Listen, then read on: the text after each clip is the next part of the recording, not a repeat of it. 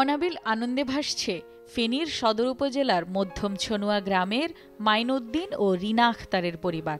তাদের ঘর আলো করে আজ জন্ম নিল এক কন্যা সন্তান।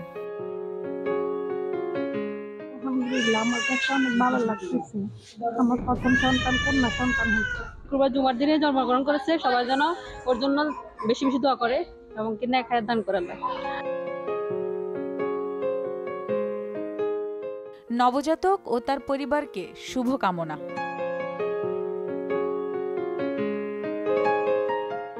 প্রথম থেকে আমার ভরসা টুইঙ্কেল বেবি ওয়াইপস। এর অ্যান্টিব্যাকটেরিয়াল ফর্মুলা শিশুকে রাখে জীবাণু থেকে সুরক্ষিত।